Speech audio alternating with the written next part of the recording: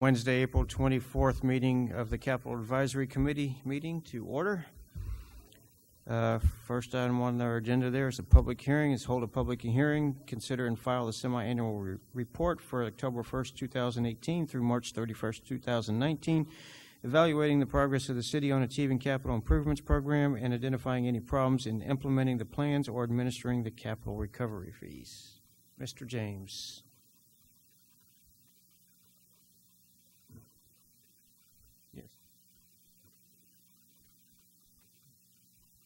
Okay. 5 of 9. So thank you very much. I am not James Walters. As you probably expected, James is out sick. So this is Bobette Martin, who's our Assistant Finance Director, if you've not met her before. So she and I are going to tag team on this, see if we can work our way through it. And if we have too many tough questions, we will just come back next meeting with James to answer them fully. But otherwise, we'll sort of work our way through. Let me put the overhead up with some help from the back room there so that folks in the audience who are likely not here for the Capital Recovery Advisory Committee report are here for something else. You can learn something about the city and business and things like that folks typically don't know. So again, we've got 3 impact fees we're charging now. We've got water impact fees. Back room to kill the lights so people can see the screen. There you go. Okay. Thank you. All right, so we charge 3 kinds of impact fees: water, sewer, and roadway. And so we typically cover water and sewer together, but they're kept in separate pots of money, can only be used on their own expense. Again, we do this twice a year, so we're looking at a 6-month period from October 1st through March 31st. And we started with a balance of allocated impact fees. That's the money that we've got allocated out to projects with water and sewer and a total. There's some slight adjustments to what we've allocated from some of the projects that we've got. But really what folks are looking at with both of these are our totals that we've got unallocated from projects. So again, they're fairly substantial: $6.6 million in water, $6 million in sewer. And then the real thing that we normally talk about is how much have we brought in, how much have new development paid. So in the case of water, it's $426,000 and then $233,000 in sewer impact fees. So again, given that we've got an audience, this is a charge for new development in the community, and this is to build infrastructure that's necessitated by that new development. So as we get more and more development, that forces us to upsize water lines, add additional ground storage tanks, add additional elevated water tanks, and in the case of sewer, it's sewer lines, maybe lift stations, or the big one that we are working on is with CCMA, is the South Schertz Sewer Treatment Plant, building a second treatment plant. And our part of it as the city, in addition to funding that with CCMA, it's building the Woman Hollering Creek trunk line that goes toward it. And so while it seems like a lot of money that we've got, we would not be surprised if on the Woman Hollering Creek line that we use up all of that sewer impact fee money. So we often kind of save this up to get a big dollar figure because those projects can be fairly expensive. So a couple of things that we're working on. One is we issued the notice to proceed with the Corbett Elevated Water Storage Tank in February. On-site work is beginning there. That's down by Corbett Middle School down in Southern Schertz. And then the other is the Woman Hollering Creek Wastewater Interceptor in Maine. We received approval from council a couple weeks ago to use eminent domain to acquire the rest of the easements to get that going. So once we have those easements or have enough of them in process, we can put the project out to bid and then begin construction. So that's what we currently have. Now I will point out to folks, we have a series of projects that are to be funded in the water and sewer capital improvement plans. And again, as I noted, even with those large amounts of money that we've got, we don't have enough money in the budget to pay for all of those. So again, you've seen in the past the list of the various projects we're working on. Those were included in your packet, and we'll continue to move forward with those. Additionally, Tuesday night, Council authorized a contract with a firm to update our water and sewer master plans. and update our capital improvement impact fee project for water and sewer as well this next meeting. So that's water and sewer. The other one, and much newer, and we've been collecting, Mr. Greenwald, you'll have to help me. How long have we been collecting water and sewer impact fees about? Yeah, so quite a while. Yeah, more recently, we began collecting roadway impact fees. And as we've heard from our citizens, there's often frustration of, hey, when are you going to improve Maskey Road? When is Wiederstein going to get improved? When is Old Wiederstein going to get improved? When are you going to do Eckert Road? And so part of it is this question for the city of how do we want to fund those improvements? Now, we can increase taxes. We can issue bonds and increase taxes to pay for those. We can do a separate road charge. Well, what we decided to do around a year ago is we decided to say, look, our residents are going to have to pay for a share for that, but let's have new development that's generating the need to expand these roads pay for it as well. And so we adopted a roadway impact fee. Part of it is there was a vesting process, or not a vesting process, but there was a sort of a phase-in process for projects in process. And so to date, we've only charged a couple of roadway impact fees. You can see with the EVO project, they paid $61,000 in roadway impact fees. And then we had a residential project come in Area 3 that's paid. So roadway, unlike water and sewer, is capped at a certain size service area. So water and sewer I can use anywhere in the area. I've got to limit roadway to within the different service areas. And so we'll collect and spend that way. But the phase-in is starting to end in terms of it. So likely the next report, you should see a lot more money coming into roadway for projects. At this point, we've not started allocating these funds yet. Again, just as a reminder for folks, we approved, on a tangential note, Council on Tuesday approved an interlocal agreement with City of Cibolo to try to make improvements to Wiederstein Road from Old Wiederstein, where Cibolo Valley ties into the frontage road of 35. The cost of improving that, with signals and things like that, is $4.8 million. So it's substantial, so we've got another source of funds. So again, likely you'll see with roadway the same thing happen. We will accrue and accrue and accrue because we need a lot of money to do improvements.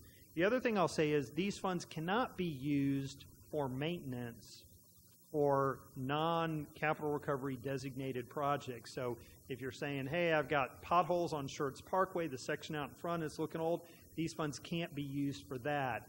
But what these let us do is to use where we need to expand to add capacity going forward.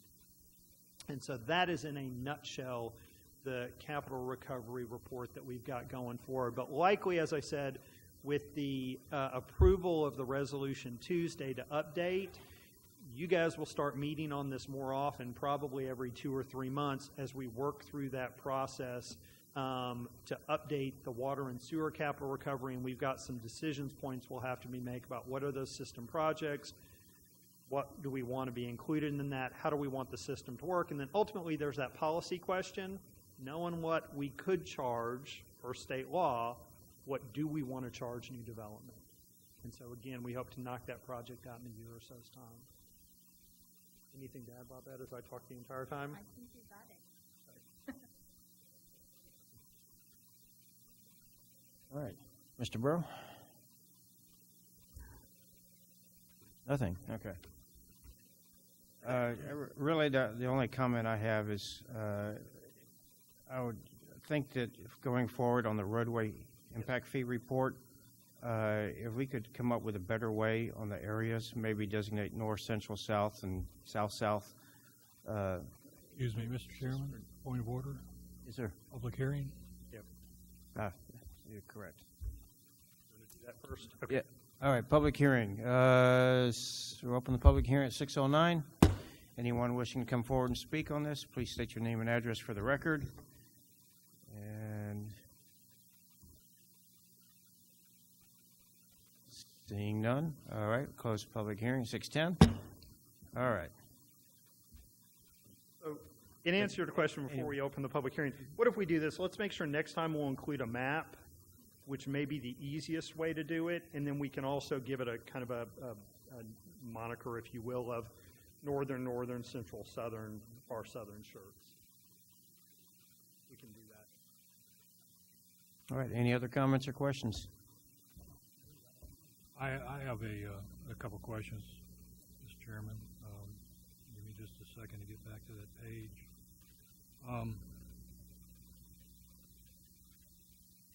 In looking at the numbers, I understand everything you've said, but again, I get hung up on the details. Yes, sir. The allocated balance with sewer starts at 419,000 and ends at 193, but I don't see any adjustment to where that, to draw that. Up at the very top, Brian, Okay. see it went from 419 down to 193, but it's not showing any net, and that change was 0. Oh, okay. You were correct. Let us find an answer to that, and if you want a delay on action, we'll come back next. And then on the beginning unallocated impact fee balance, I have when you add 6 million and 6 million, I get 12 million, not 11,900,000. So, and even there's a note about $150,000 loan. That's, Yeah. so again, it's just it's little details. Okay. Let us take a look at that one with James. That's all I had, sir. So with that, what we'd recommend is you table it, and we'll come back next meeting. Well, if John, do you know on the Corbett how long this thing is?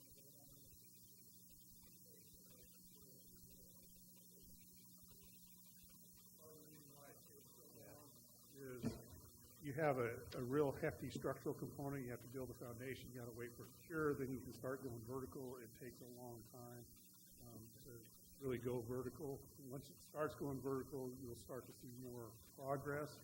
This initial effort that's going on is a lot of on the ground work or subsurface work. So it may not look like there's a lot of progress being made, but there's a lot of work going into it just to get ready to start to build it. Oh, on the first page of the report where it says project status, the Corbett elevated water storage tank, it lists the project estimated to be completed July of 2020.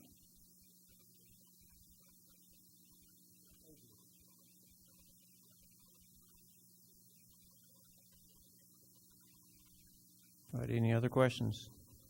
We'll come back with answers or corrections to that. We'll come back with the adjustment to the roadway with the map. Right.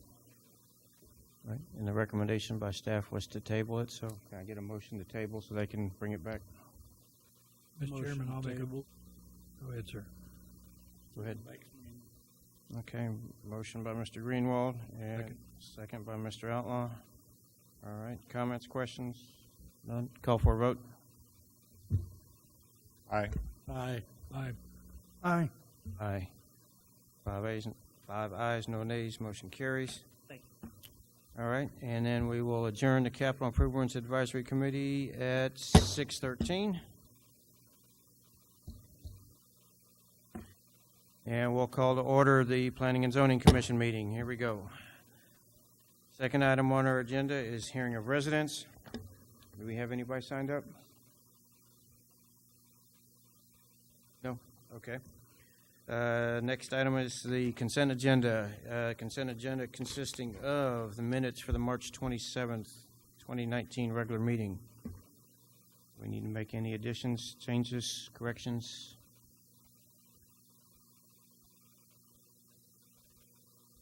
All right, we have a motion for approval. A motion we approve the minutes of March 27th, 2019 as presented. All right, motion approved by Commissioner Greenwald. A second? Second. Second by Commissioner Broad. Comments, questions? None? All right, call for a vote. Aye. Aye. Aye. Aye. 5 ayes, no nays, motion passes.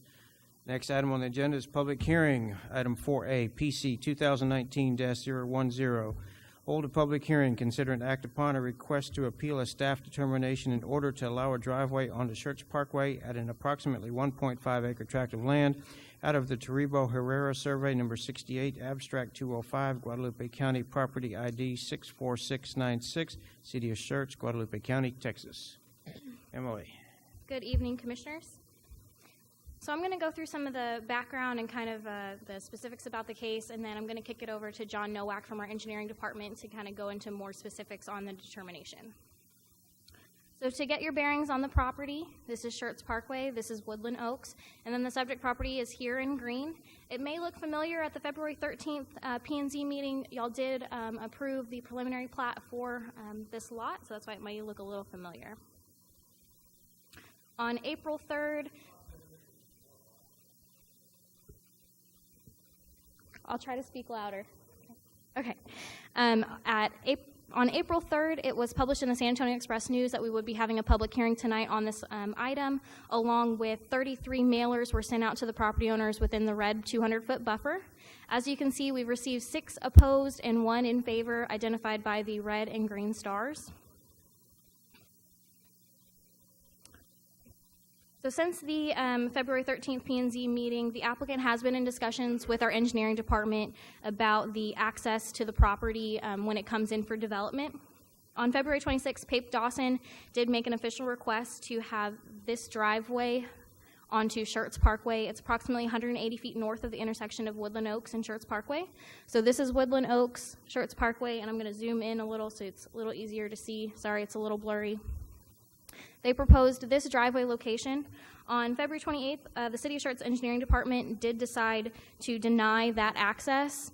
And on March 27th, in accordance with the UDC, the property owner did make a application to appeal that staff determination.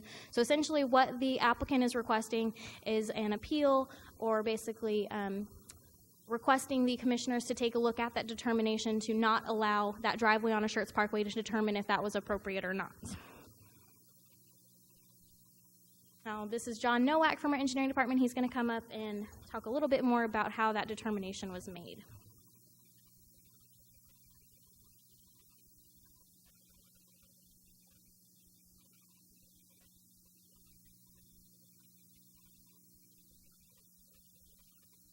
Good evening, Commissioners. This is a copy of our master thoroughfare plan. Schertz Parkway is highlighted there, and as you can see, it's classified as a principal arterial. Arterials are designed to push traffic through an area at the expense of access. And so you want to apply access management criteria and tools to those to maximize throughput on those routes. And specifically to that end, the UDC specifically states that if you have other access other than to the arterial, if a lot or parcel of tract does, that you don't take access off of that, you have to take access off of the other road. And this is an aerial view of the property. The highlighted area in red is the approximate location of the, the approach that they've requested on the Schertz Parkway. The black rectangle represents the approach access that was approved for the site. Per the UDC, they have access available from an alternative roadway. So that's the roadway we approved, and that was one of the reasons why we denied it.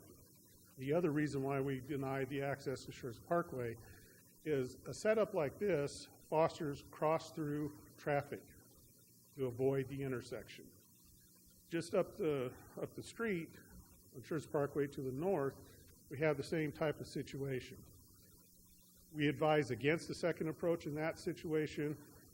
The applicant insisted that he had to have it in order to make his development happen. Cross-through traffic has been very problematic at that location, so much so that 2 pedestrians have already been hit at that location because of cross-through traffic through that site. While that site's bad, this location would be even worse given the volumes of traffic that we have coming off of this road compared to the other location. It's for those reasons that we denied the request for the access onto Schertz Parkway.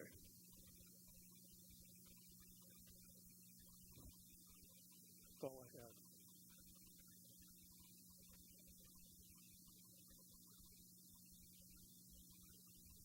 All right, then, we'll have the public hearing component. We'll open the public hearing at 6:19, and the applicant has stated that they wish to make a brief presentation, so if you guys would come forward and make your presentation.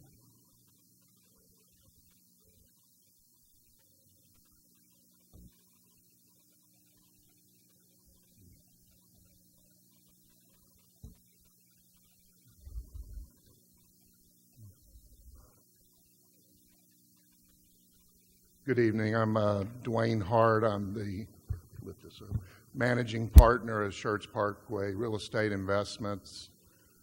We bought the 7.5 acres there, the property to the south, and then 1.5 acres.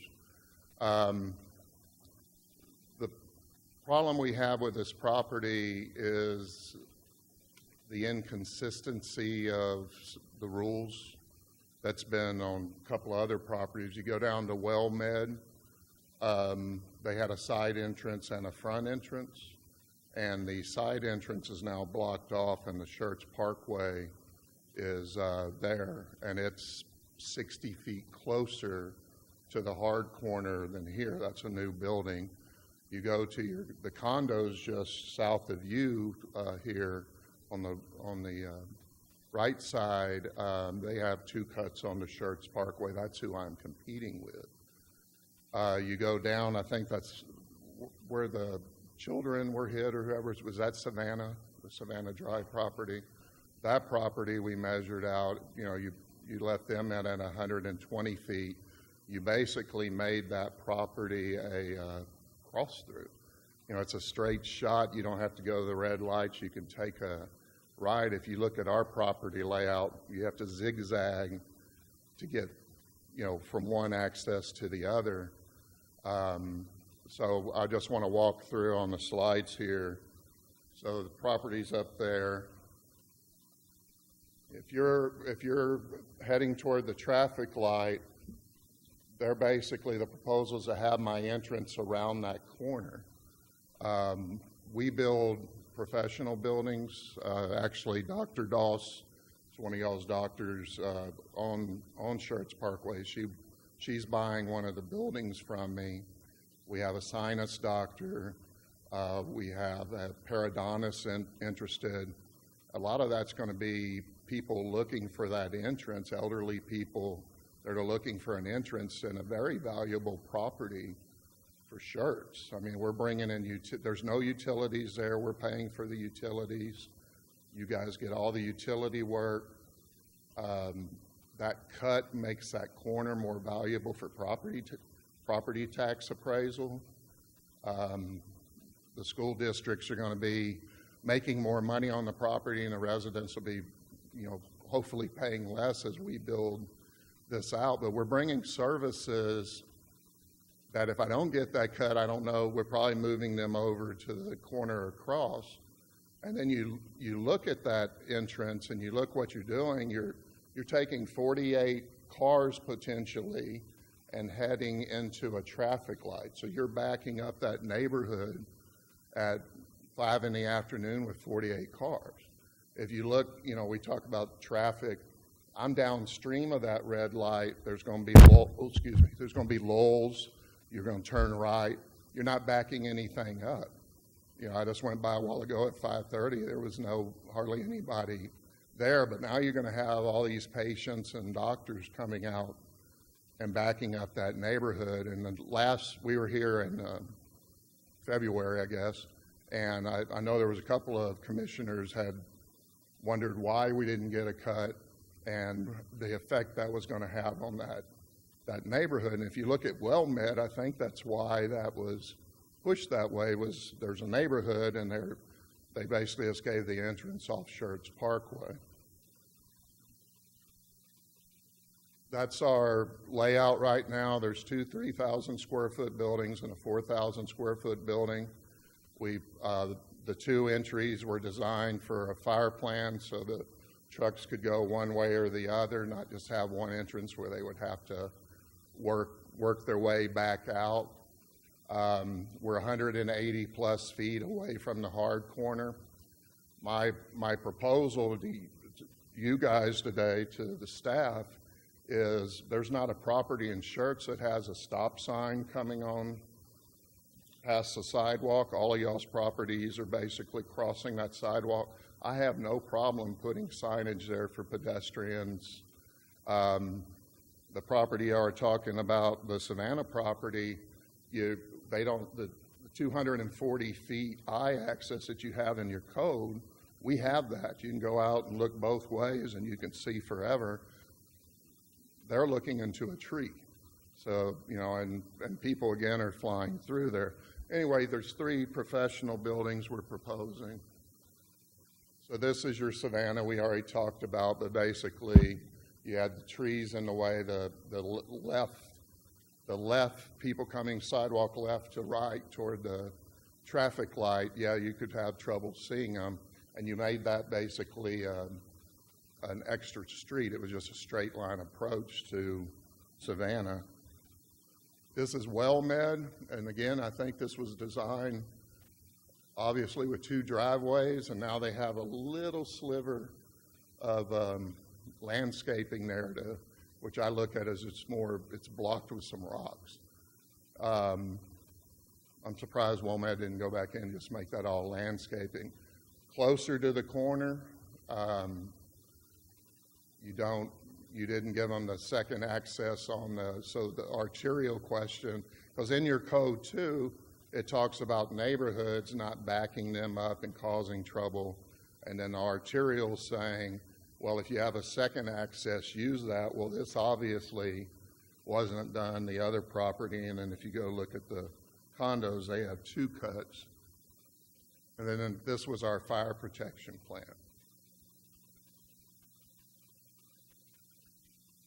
So in conclusion, I think, one, you're basically taking a valuable corner and you're dropping its value.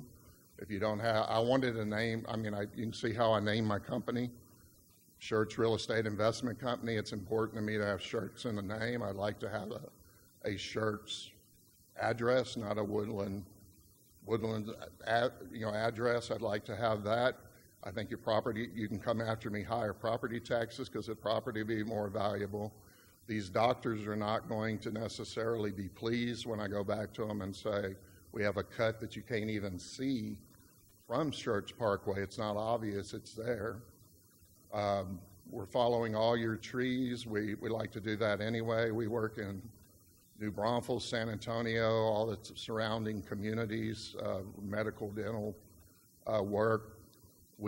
I don't have a property that we haven't had a cut to the arterial road. I'm not asking for 2, I'm just asking for 1, and I'm fine with the Woodlands cut where people can exit if they need to and the fire trucks can come in and out.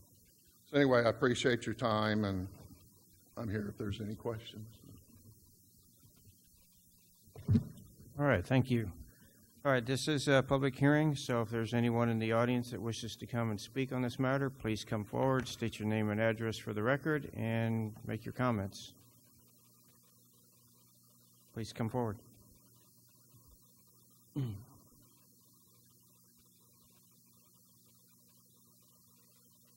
Good evening, gentlemen. My name is Dean Vandehay. My address is 495 Covered Bridge. I voted no against the proposal for 2 reasons. One was, at the time, I did not know what was going into that land area. Now I know. The second reason was 2 concerns. One, tied to traffic congestion and its resulting potential risk regarding safety within that area.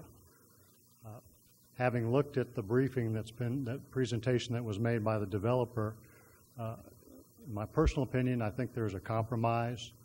It may have already been looked at, but what I've seen in some other locations, including on Randolph, is a single entry point and a single exit point, where you only allow, for example, entry into the facility or the area on Woodland Oaks Boulevard, and then have no through traffic, but those who are leaving that facility exit out on Schertz Parkway and proceed towards 35. Naturally, the next question is going to be, well, now you're going to have traffic coming off of Schertz Parkway, having to make a left in that facility, yes, but at least when they're making that left, they're visible with respect to oncoming traffic coming from Woodbridge Way or coming from 3009 on Woodland Oaks Boulevard. So if there's a compromise to be made, that would be one I would see, and certainly as a public citizen would be willing to consider also for future hearings. Thank you. Any questions?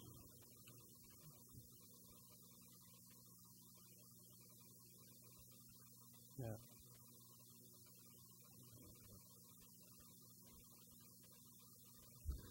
Hello, John Sullivan, 513 Triple Crown. I was also looking at it from a safety perspective, and I think something needs to be said for the trail. I mean, we don't really have a lot of trails in Schertz, and this is one of the only places where people can run and walk freely without worrying about cars coming in and out. And it really does put a stressful burden on the pedestrian or the bicyclist, whoever, to make sure that no one's going to hit them. And most of Schertz Parkway has signalized intersections, which makes it a lot safer. When you have these driveways and cuts, there's always problems. I was thinking that maybe an exit only there, especially because having an entrance right after a signal really more likely to have rear-end collisions and then problems with that. So I could see the exit only, but then you have the cut-through issues, and it just seems like if we really want that to be like a trail, it's going to, adding a lot more driveways is going to cause a problem for trail users.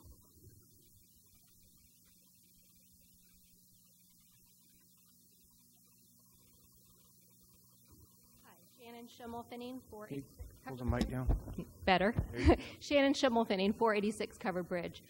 Again, I'm coming at it as a safety perspective as well. You have to take into account that we have Pascal and Wilder children that utilize that sidewalk on bicycles as well as on foot coming around. The difference in this intersection versus the one up at, Savannah, is that there's a crossing guard there. There's a lot of parents at that intersection. Once you get further down, there's nobody there watching those kids. In addition, we have a bus stop right on the corner of Woodland Oaks Drive and Schertz Parkway. No, Woodland Oaks and what's the street? Woodbridge Way. So we have kids who wait at the bus stop there for the junior high. So my concern is that, especially when he talks about elderly drivers, well, sometimes there's, they don't see as well, or they're not they're not familiar with the area, and we've got little kids who aren't going to be used to watching out for drivers pulling in and out of this development. It's also a very small strip of land. I just feel like it's going to be very crowded. My comments. Thank you.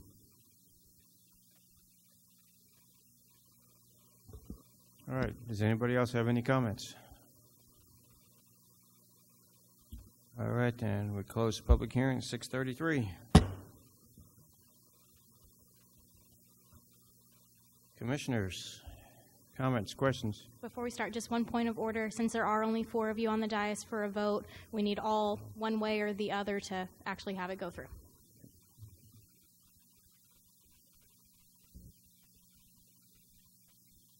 Well, I can start if you don't mind, Mr. Chairman.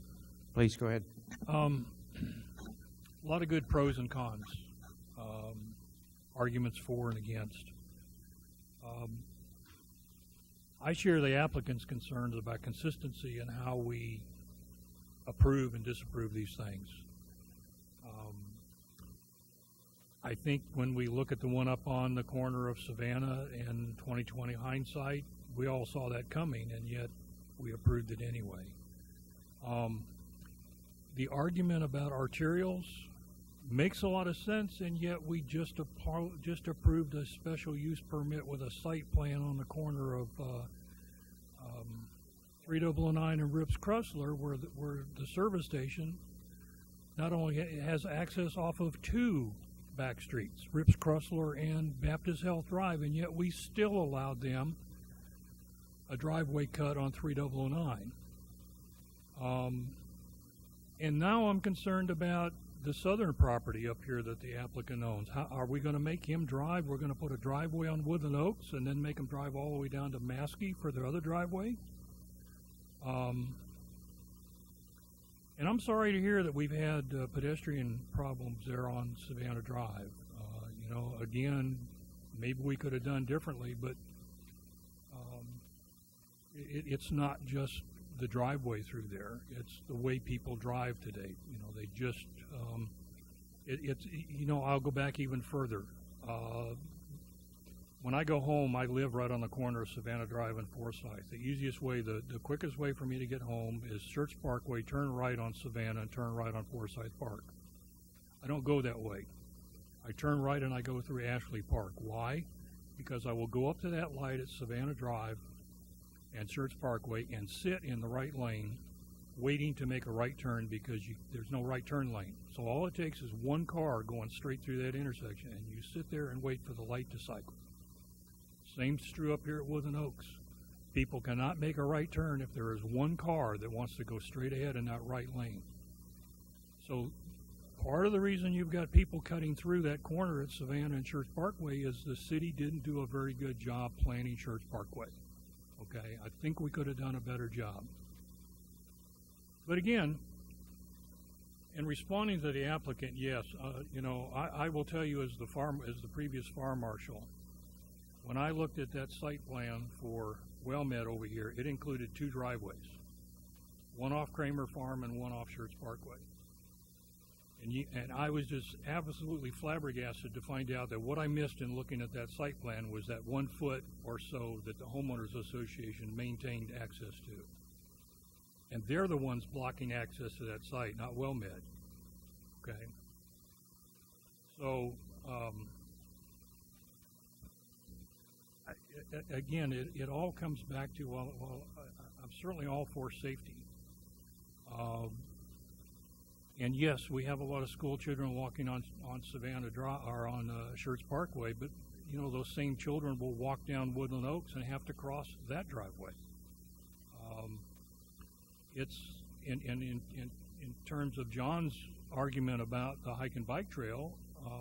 We already disrupt it with Woodland Oaks, with Maskey, with Woodland Oaks, with Savannah, with Wiederstein, and I certainly don't want to see it turn into another 3009 or Pat Booker, and it won't because the way we've allowed the residential development along Schertz Parkway, we're not going to see a lot of commercial development. And again, 2020 hindsight, it would have made more sense to have the houses all the way to the corner rather than carving out those little pieces of property and leave them for commercial use. So we're left holding the bag here on how to solve these issues for the builders and the developers, and how do we weigh their needs against our traffic safety. And quite honestly, I sit up here and I see the disapprovals from the folks that live behind them there on Woodbridge, and those, and I don't understand, because what we're doing, if we don't allow this access off onto Schertz Parkway or from Schertz Parkway, it's going to take all that traffic and dump it on Woodland Oaks. I would think that's what you folks would be concerned about.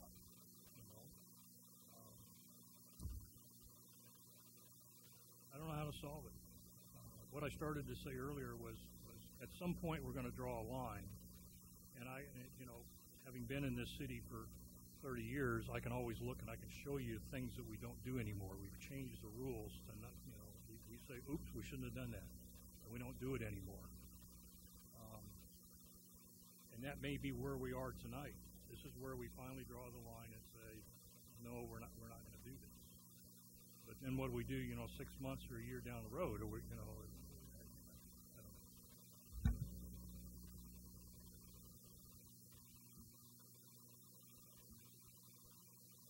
All right, I guess a question for staff. What's the fire department's take on?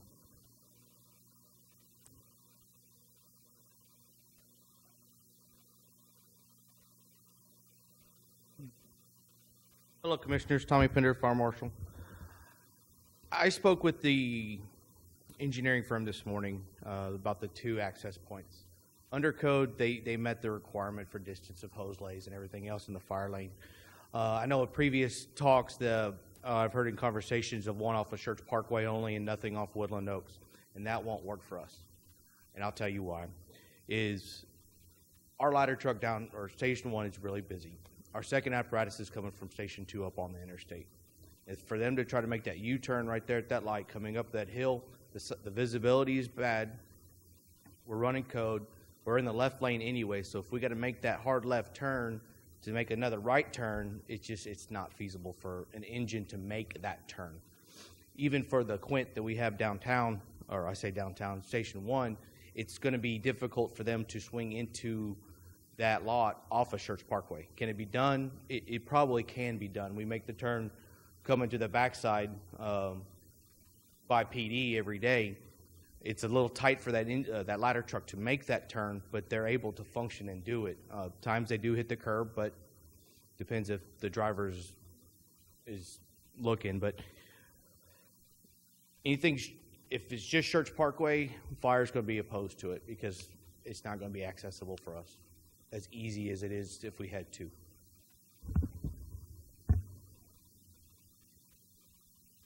All right. I guess the next question I have for staff, if somebody wants to address it, is how did the situation at Schertz Parkway in Savannah happen? I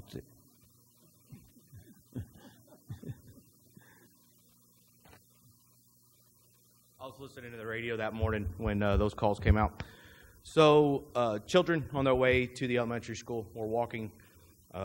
Drivers weren't paying attention, and they hit. One was, they were both young. I want to say one was 10, the other one was 8 or 9. Both were transported to the hospital under precaution. They just weren't, I can't remember if I think one was on a bike, the other one was walking. We do have crossing guards there. There's 2 crossing guards there. It's just a lot of traffic and a lot of kids. Were they hit in the crosswalk or were they hit on the sidewalk? I'm not exactly sure. I just know it was right in that intersection, right close to that Okay. business. Well, that was part of it, and the follow-up was going to be how did we approve that? Yeah, so I think this is one where, again, I'll say in hindsight, and I don't even think in hindsight, because I think at the time we had concerns that would be a cut through. We've seen that all over town, all over San Antonio, all over New Braunfels. When you've got those corner lots and you've got that path, people don't want to wait and they find it. And so, yeah, I would agree with the comment. In hindsight, that one was a mistake. And often the doctor will block that off to prevent it. And maybe this goes to a little bit of the property owner developers kind of comments, and maybe if you'll permit me to digress a bit, as I'm prone to. You know, sometimes our residents think that the city makes decisions about revenue. We're trying to generate as much revenue as possible. And I'll tell you, having done this for 20 years, that's really not the case. We try to make decisions for a sustainable community, and that involves quality of life, safety, and at times it involves the fiscal realities of how do we pay for the things we want, like parks and fire and things like that. So we don't necessarily make decisions about what generates the most revenue. And so at this time, the problem we have in part up and down Schertz Parkway that we will continue to face is when those subdivisions came in and were platted 10, 20 years ago, they created those commercial parcels based on the standards at the time. And as we have a community have said, hey, we want to kind of up our standards, we want more stuff, those sites become very tight to fit in the landscaping we want and things like that. And so frankly, the issue at Savannah and Schertz Parkway is they were trying to, that is a very, very small property and is probably, you know, frankly too small to put something on that's viable that does what we want it to do in terms of access and circulation. And so as I recall in that case, they were trying to meet fire coverage with fire lane and access. Again, there were concerns both ways. But yeah, what I would say is, in hindsight, I think everybody who looks at that goes, that was what we don't want to do again. And I think from a staff perspective, we're trying not to repeat that. And I agree with Mr. Outlaw. I think we anticipated residents in the neighborhood would say, we don't want all that traffic coming on Woodland Oaks. And I can certainly appreciate that. But what I will say is that road has the capacity to accommodate that traffic. I can appreciate residents being sensitive to it. We deal with that at TSEC all the time, but there is capacity on that road to handle the development. But what I will say is I think the applicant is also right. Without the driveway on Schertz Parkway, it's less visible, less maybe marketable. Maybe he can't build as much as was shown on the plan. And maybe it has to be uses that don't rely on that visibility and that access. Again, when you often go to your dentist, for an example I'll use, professional office, you learn how to get in and out because you want to go to your dentist. And folks know how to do that, and so that is less important, but I appreciate all sites compete with one another. And the reality is you have some sites that have more visibility, have fewer trees on them to pay for tree mitigation, they've got better access, and they just have that advantage. And that's the reality of it. And so we can't equalize that by making decisions, and this is really the issue, because a year from now, likely you'll still be on P&Z and TSAC, and 3 years from now, and 5 years from now, some of y'all still, but 10 years from now, some of the folks in the audience are going to be on P&Z and TSAC, and we as a city will have to deal with that problem literally forever. And so I think from a staff perspective, fundamentally it rests on every site is a bit different, and you have to take those particulars into the case. And so I think, again, while we compare what was done on Rips Chrysler in 3009, which is a commercial area with commercial projects, versus an area that is a mix of residential and low intensity, where you have a significant number of school children walking to and from school. And I've said this before, working in other communities. You've got more kids that walk to school in Schertz and bike to school, and these are little kids. You know, we've seen kindergartners, first grade, they're out there pedaling away on their bike, and that's a good thing. But it means we have to be more sensitive to that, and particularly with regard to the drive approach on Schertz Parkway, even if it means, yeah, frankly, the site in this case, in this context, is less easily accessible, and it may mean less development occurs on that piece of property, and that's just part of what we do. And so from our perspective, you have to look at those particulars. It's interesting, coming into work this morning, it's not just elementary school kids and middle school kids. You know, at this complex, we get high school kids in various programs who, I don't know which program it is, if it's soccer or ROTC track, but they send them running through our complex and up Schertz Parkway. So additionally, at those peak times, you've got high school kids out running as part of their exercise. That's a good thing, but we have to be sensitive to that, I think, in terms of our community, and it's a balancing act. Doesn't mean we don't have it, but again, I think staff's primary concern is those two will create a cut-through situation that will create problems down the road. Just having it on Schertz Parkway doesn't work for fire. Having it on Woodland Oaks, yeah, means that traffic's going to go on Woodland Oaks and we have to manage it, but that's the best place it can be managed, and that road we feel has capacity to it. And so, yeah, rather than say here's a black and white standard that fits everything, part of the reason there's this appeal process and we look at what we look at is to look at the particulars of the site. And in this case, we unfortunately don't feel like it's appropriate to have that. All right, and then would you touch on the other office complex that the applicant spoke about down the hill there? Sure. So again, what you've got further south is a complex that solely fronts on Schertz Parkway. Solely has that where we have drive access and connectivity going for that. What we don't have is we're not at the intersection of a collector. We're essentially mid-block with that. You've got Live Oak, you're up to Woodland Oaks.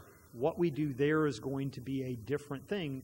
But again, right before I got here 7 years ago, I recall there was a lot of discussion about that gas station convenience store and some of those issues there. And you may recall one of the things, again, we did to correct that situation is expand Live Oak to allow traffic to flow more freely to reduce the amount of cut-through traffic that we have. And as we continue to work, likely we'll try to do things like that with Woodland Oaks as well.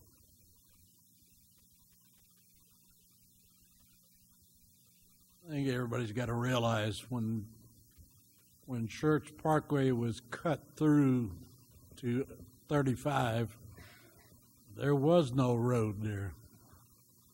We built the whole thing. The first 200 foot on either side of that was supposed to be general business. And somehow or another, we got housing. Yep. And I think in hindsight, it's one that we have a lot of residents saying, hey, we may have had too much commercial up and down Schertz Parkway, and that's probably a valid thing to locate that differently in different shape and sizes parcels. In hindsight, again, would have been useful. That's the good and bad to living in a fast-growing community. You can see areas where you could have done better. You can see areas where you messed up. But then again, it's incumbent on you. Let's not repeat it. Let's not perpetuate it. And just a couple of general comments, I guess. You know, we live in a world that is very car-centric, and it makes it more difficult in some ways for people to get around, especially those that want to walk and bike.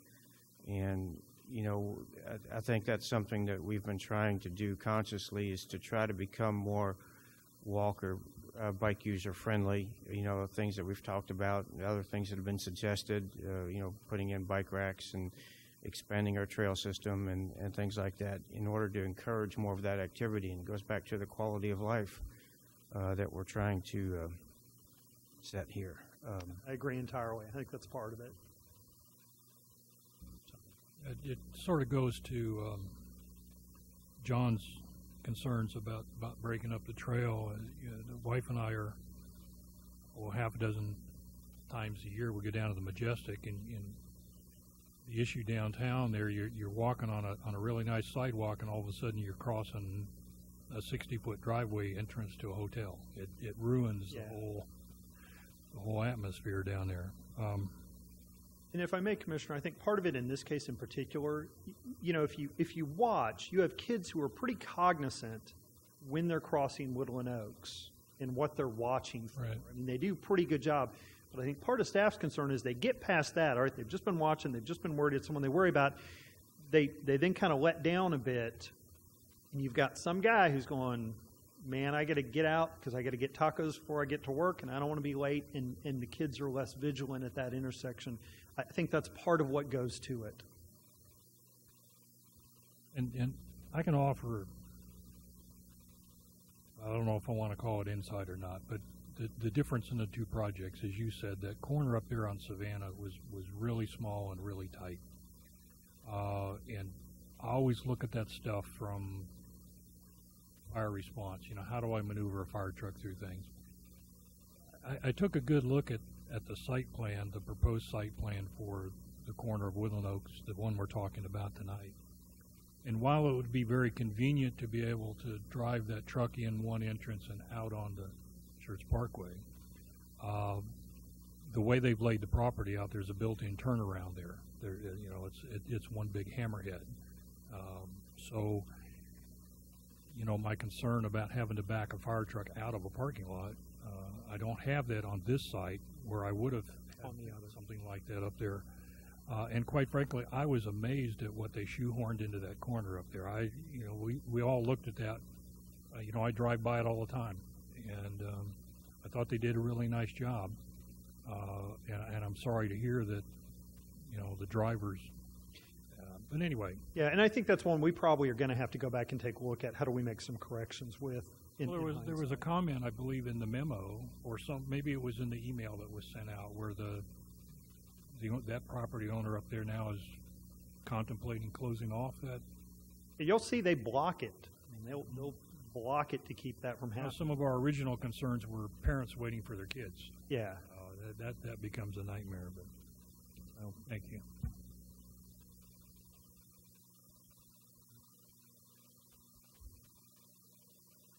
Anybody have anything else?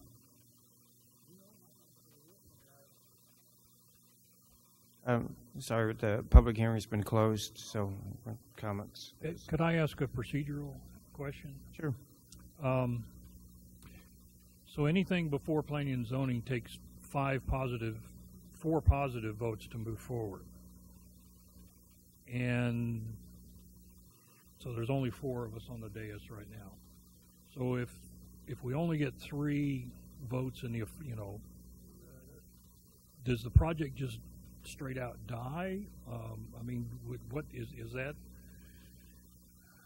Well, I mean, procedurally, because we only have 4 up here on the dais, it would have to be a unanimous vote. Right. Well, my question is, what happens to it if it's not unanimous? If You're the final authority on this waiver. Yeah. If it fails to get 4 votes in favor, then it fails. Okay. So I do have one other question for our attorney. The applicant mentioned that he did want to speak, and I want to try to give everybody the opportunity to speak. Is there any prohibition against reopening the public hearing to let him make further comments? That is in the chair's discretion. Okay, then we'll go ahead and give him an opportunity to speak. All right, so we'll reopen the public hearing at 6:55.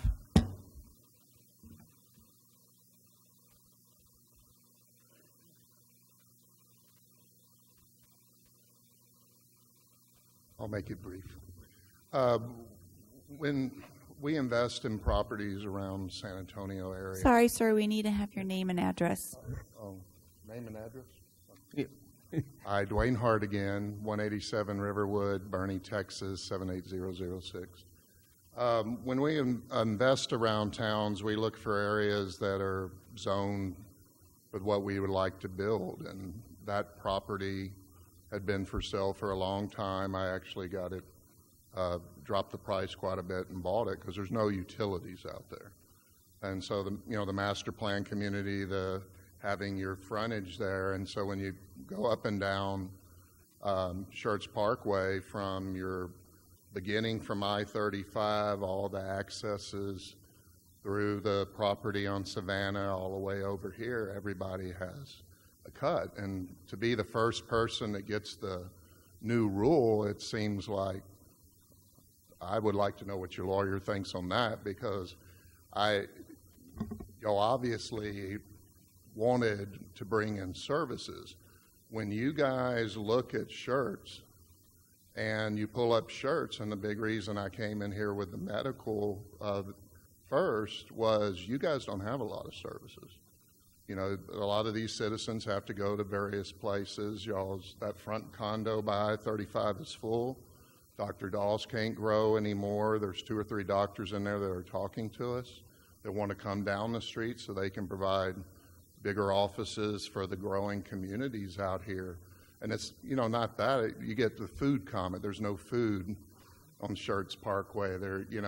I'm not looking to put a convenience store with a bunch of traffic.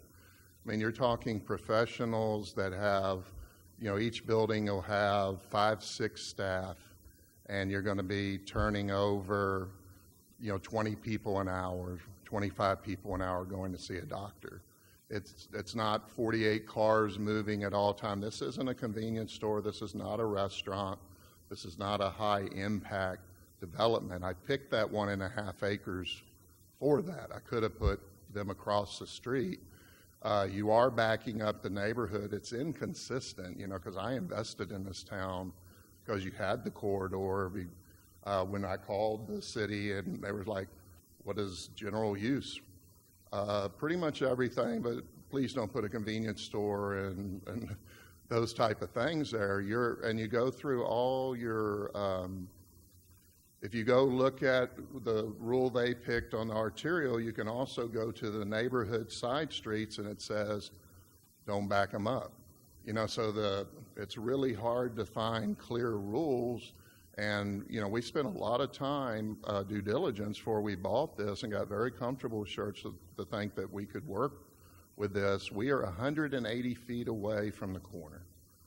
I am happy to put speed bumps out of there. I'll put signs that say stop. I'm happy to put signage on the running parkway. I live in Bernie. Our running parkway's along a lake. You don't stick it on a major arterial, because you are going to have cars moving all around left and right. You're going to have some people that don't stop at the stoplight, and things happen. And I don't know what happened to the 2 poor kids, if they were on the sidewalk or that, but that's what happens around schools. And so anyway, I came to this town investing under your rules. And right now I'm telling you your rules are very inconsistent, and I'm having a hard time being the first one that gets the new rule. You know, so I'm 180 feet, your rule says 125. Your rule says if you have another choice, put them on the side street. Well, obviously you didn't do that at WellMed. You didn't do that at Savannah. You didn't do that in, you know, other situations over on 3009. So, but you go over on the neighborhood side of your rules and it says don't back up the neighborhoods. And I don't want to back, I want to be a good citizen and good, but at 180 feet, I'm happy to put speed bumps and signage and be a good citizen, but we're bringing services that you guys don't have. And I won't be able to put people in there if I don't have good signage, good access, and putting me on the backside of a property. This isn't a side, I'm on the backside. That curb puts me on the backside. And there's a median there, so you can't move me up. And you'd be asking everybody to do U-turns, and that wouldn't work either. So, you know, very nice property to bring very good services to your community. We're not trying to light the place up with a restaurant or convenience store or anything that you guys wouldn't want there. So anyway, thank you. All right, and since the public hearing has been reopened, if there's anybody else that wishes to make a comment, please state your name and address for the record and make your comments. Hi, my name is Heather King, 2520 Woodbridge Way. I just want to add to what he's saying as far as appeal and access. These are doctor's offices. Most doctor's offices don't have good appeal or access. If you're my doctor, you're my doctor. And if the fire department only needs one way in, then we just need one way in. I'm worried about the children going around that corner as well. My daughter doesn't go to school to pass school until this year, but I walked out there and helped out parents going around the corner, and doctor's offices don't require a pill and access. I go to doctor's office all the time. I'm frustrated I can't find it, but it's my doctor. I'm going there regardless. So it's not a retail business like Walmart where I can go somewhere else if I'm upset. So if it only takes one entry, then we would just like one entry for the neighborhood. Thank you. Mr. Chairman, I'd like to address the comment that was made by the proponent. Sure. Since he wanted me to address it, I'd love to. So what's required for a waiver is an extraordinary hardship. And I heard a lot of comments about it's unfair and why are the rules only applying to me, and I did not hear any extraordinary hardship evidence presented other than that. And so, you know, what's before the commission, the way this comes to you is that staff, in accordance with the development code, was unable to find an extraordinary hardship to grant the additional access, and that has been appealed to you to see if you can identify an extraordinary hardship in this case in order to grant the additional access. Each case is individual, and so what one property, the conditions that might, where hardship might be found on one property has no bearing. It doesn't mean now the gates are open and everybody who wants a cut therefore has a hardship because they're in competition. That's just not how it works. That's not how it's reviewed by the staff. And I would think that's not how it would be viewed by the commission. But that's the standard. And so that's how it comes before you. And that's how, you know, it's not that rules are being applied differently. The same rules apply to everyone. It's whether or not your property qualifies and has and you're able to prove or bring evidence of an extraordinary hardship. All right. Again, anybody else make a comment? Please come forward, state your name and address for the record. Good evening, Commissioners. My name is Kadir Randy Akil, 2404 Hemingway Trail, Schertz, Texas. I live right next to the corner, Schertz Parkway, Woodland Oaks, on Hemingway Trail. My backyard looks into that open lot that we're talking about. Early this year, there was an accident between Schertz Parkway and Woodland Oak. Young little boy driving his bicycle got hit by a car. You could look at the police report here in Schertz, Texas to validate that. The opposite side, even though there is a protective light that makes a left turn to Woodland, the housing, the lots is, there has been numerous of accidents. So I'm very concerned with safety. When the Schertz community have runs, Walk for Life, that area gets closed out. That's a turnaround point. A lot of people using that exercise, walk, so they could have a better quality of life. I'm really concerned having business coming in there, opening the Schertz Parkway Drive. I think that will hinder the safety. That is my personal opinion. Thank you for hearing me. Thank you, sir. Please.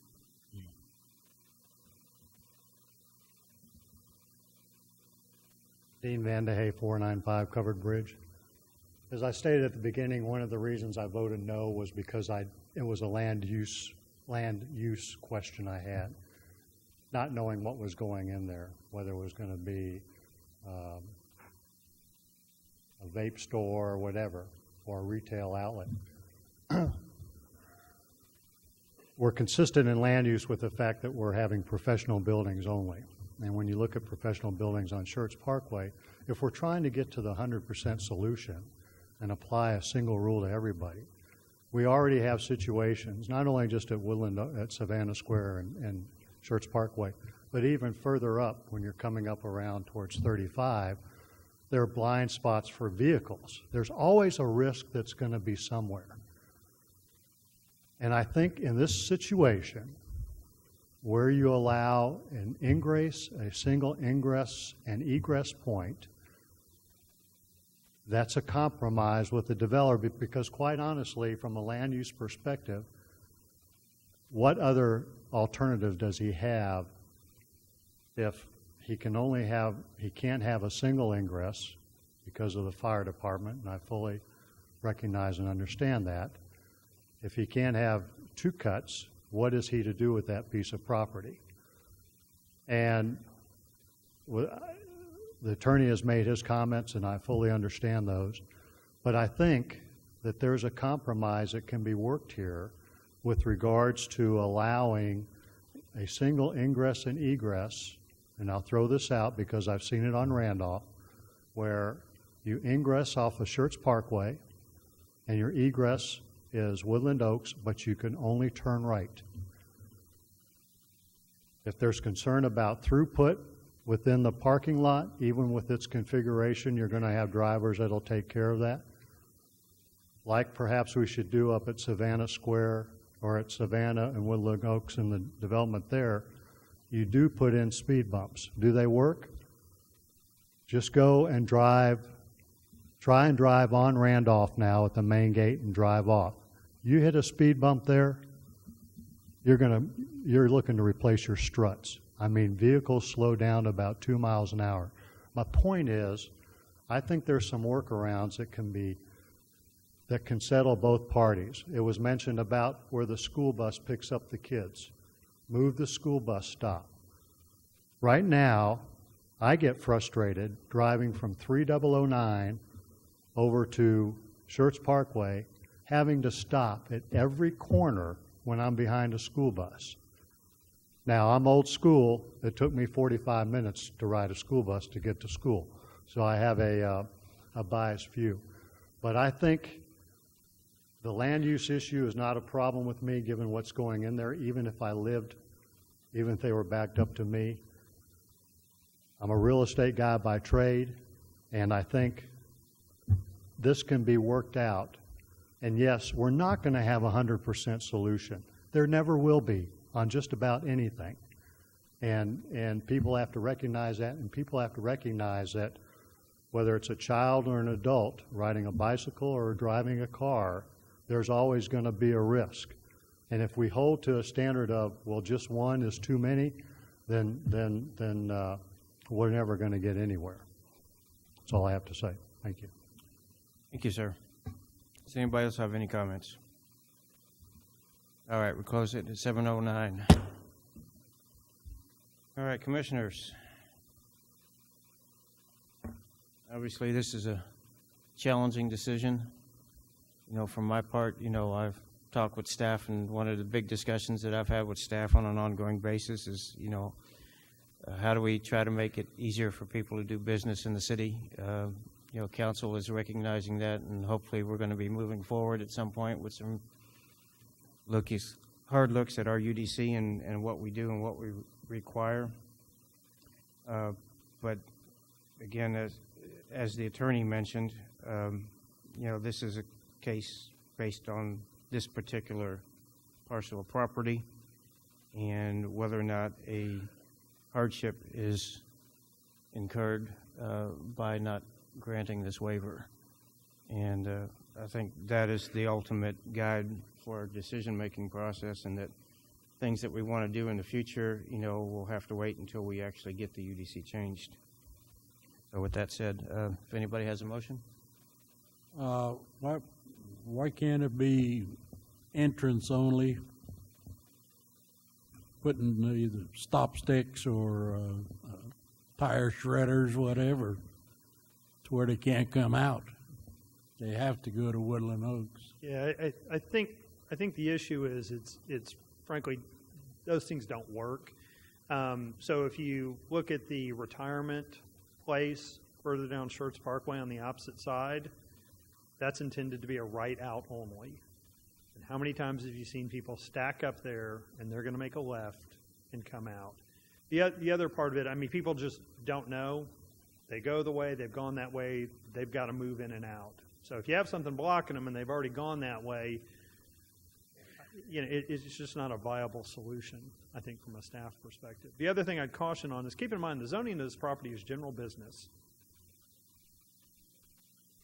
So whole range of general business uses may be what's on that property.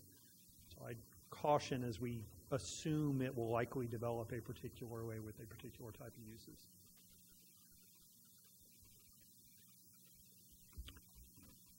Any other questions, comments? Entertain a motion?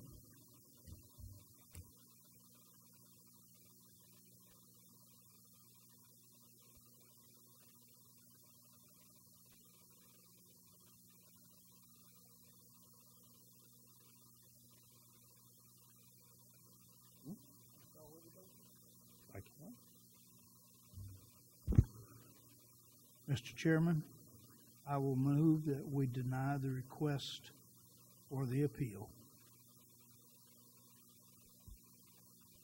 And just to clarify, that would be for PC 2019-010? Correct. All right, have a motion for denial. We have a second?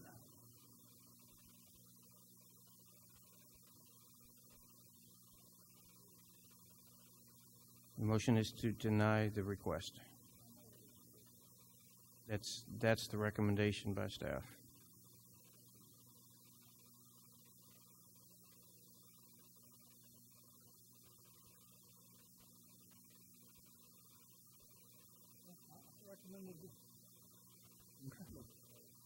Oh, okay.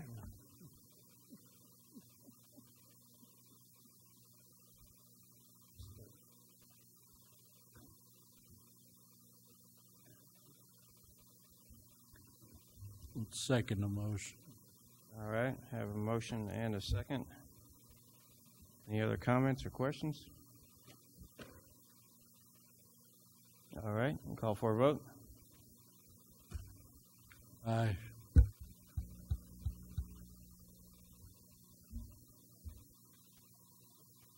Aye. Aye.